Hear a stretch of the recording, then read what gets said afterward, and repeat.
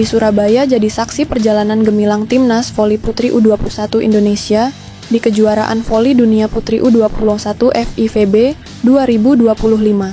Ini adalah momen bersejarah Indonesia sebagai tuan rumah dan kini tampil bersama 23 negara lain dalam kejuaraan junior terbesar di dunia ini. Sebagai tuan rumah, Indonesia mendapat fasilitas pelatnas dan dukungan dari program FIVB Empowerment, termasuk pelatihan teknik dan peralatan. Ini tuh bukan hanya soal pertandingan, tapi juga investasi strategi jangka panjang dalam pengembangan kemauan nasional. Timnas Putri U21 tergabung di Pool A bersama Argentina, Serbia, Puerto Rico, Kanada, dan Vietnam. Hanya 4 tim terbaik yang akan melaju ke babak 16 besar. Format ini cukup menguras konsistensi dan mental yang kuat sejak fase grup awal, di mana di laga awal Indonesia melawan Vietnam pada tanggal 7 Agustus. Yang sayangnya Indonesia harus kalah dengan skor cukup telak 0-3. Nah, kekalahan yang memang terasa agak pahit ini ya karena atmosfer debut di atas panggung dunia dan faktor grogi pemain. Apalagi timnas senior juga baru aja kalah dari Vietnam. Nah, pelatih Marco Sugihama sendiri menyatakan kekalahan ini terjadi karena anggotanya tegang dan tertekan. Apalagi ini adalah panggung internasional pertama mereka. Tapi sehari kemudian di tanggal 8 Agustus, Indonesia tuh melawan Kanada dan berhasil bangkit hingga mencatat sejarah dengan menang 3-1 melawan tim favorit dunia. Performa para anak-anak U21 kompak, disiplin, dan mental juga sangat teruji, terutama di momen-momen krusial. Pemain seperti Pascalina Mahuse yang menciptakan sekitar 18 poin hingga Junaida Santi 17 poin tampil sangat gemilang. Nah, setelah mengalahkan Kanada, Indonesia melangkah naik dengan 3 poin penting. Sayangnya, semalam Indonesia gagal meraih hasil positif saat melawan Puerto Rico, yang mana sebenarnya itu main bagus, hingga sampai set kelima. Sayangnya Puerto Rico mampu memanfaatkan kesempatan itu. Jadi, Indonesia kalah tipis 2-3 atas Puerto Rico dalam laga yang berlangsung cukup ketat, dan di laga berikutnya tanggal 11 tim Garuda melawan timnas voli Serbia. Tim Garuda Muda tampil agresif dan sempat mendominasi terutama di awal dan pertengahan laga. Namun, inkonsistensi dan kesalahan di momen-momen krusial membuat kemenangan itu jadi lepas. Timnas voli Serbia memanfaatkan celah itu untuk mengembalikan momentum dan mengamankan kemenangan pada penentuan yang ditetapkan, yakni set kelima. Secara keseluruhan sebenarnya permainan Indonesia menunjukkan serangan yang cukup variatif. Mentalnya juga oke dan daya juang yang tinggi. Tapi stabilitas di poin-poin akhir masih perlu diperbaiki ya, agar bisa mengamankan laga-laga ketat seperti ini di masa depan.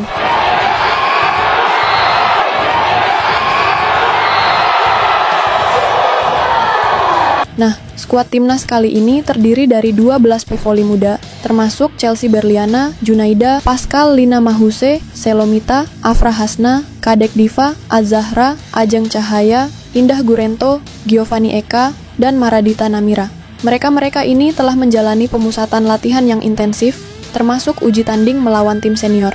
Pengalaman tersebut tentu menjadi modal yang sangat penting dalam soliditas tim. Baru sampai sini saja, banyak ilmu yang bisa didapat sama timnas U21 nih guys.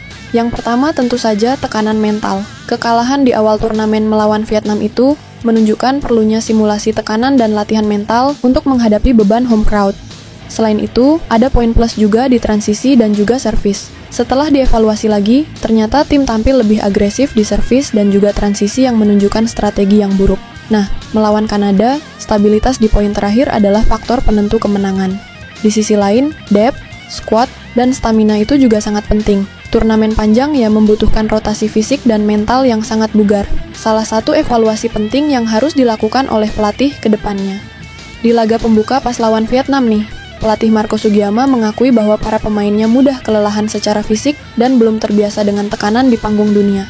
Ini tentu menjadi faktor utama kekalahan telak 0-3. Selain itu, ya memang Vietnam bagus. Di timnas U21 secara eksekusi taktis yang belum matang, serta kesulitan membaca permainan lawan menjadi kendala serius. PBVSI melalui Wakil Ketua Pelatihan dan Prestasi Laudri Maspitela menyebut bahwa pengalaman pertandingan awal dijadikan bahan evaluasi mental pemain, termasuk harus menikmati setiap pengalaman untuk memperkuat mentalitas. Ini yang diperlukan di timnas kita adalah mentalitas. Memang sebelum turnamen tuh, tim menggelar uji coba melawan tim-tim kuat seperti Chile, Korsel, dan Jepang. Asisten pelatih Agus Irawan menyatakan ya, bahwa hal ini tuh membantu membangun kekompakan dan pemahaman antar pemain, khususnya performa solid dari middle blocker seperti Chelsea Berliana dan Maradin Tanamira, serta konsistensi libero Zawa alias Jasmine dan Indah Goretno. Jadi bisa dibilang uji coba itu sangat berpengaruh besar dalam laga melawan Kanada. Keberhasilan Indonesia tercapai lewat beberapa perubahan taktik, mulai dari servis dan pemeliharaan yang solid dengan menghindari kesalahan beruntun. Tim tampil lebih tenang dan terstruktur. Variasi serangan juga lebih efektif di mana kombinasi serangan tajam dari luar, quick set, ke tengah, dan finishing membuat mereka unggul di set paling ketat. Mental bertanding juga semakin meningkat. Pelatih sendiri menyatakan bahwa tim yang lebih matang tidak lagi mengalami demam panggung yang berbeda dari laga pertama melawan Vietnam. Ya walaupun di laga ketiga, mereka harus mengalami kekalahan. Yang sebenarnya itu adalah kekalahan yang cukup terhormat karena mereka habis-habisan. Dan tentu saja ini semakin menegaskan ya, bahwa ini adalah harapan besar kepada timnas junior ini sebagai pondasi menuju tim senior dan peningkatan prestasi global. Tentu saja turnamen ini juga diharapkan mengakselerasi anime masyarakat terhadap olahraga voli yang makin besar lagi. Tidak cuma pas ada Mega di Red Spark, animonya besar, pas Mega pulang kecil ya, sayang sekali. Indonesia sendiri masih memiliki laga-laga penting di grup A, melawan Argentina di 12 Agustus. Hasil saat ini membuat peluang lolos tuh sebenarnya terbuka selama konsistensi bangkit dan memanfaatkan momentum kemenangan atas Kanada tadi. Pokoknya ya, setiap pertandingan baik kemenangan maupun kekalahan tentu menjadi pelajaran penguatan mental, pembelajaran taktis, dan penyusunan generasi junior ini menjadi investasi masa depan.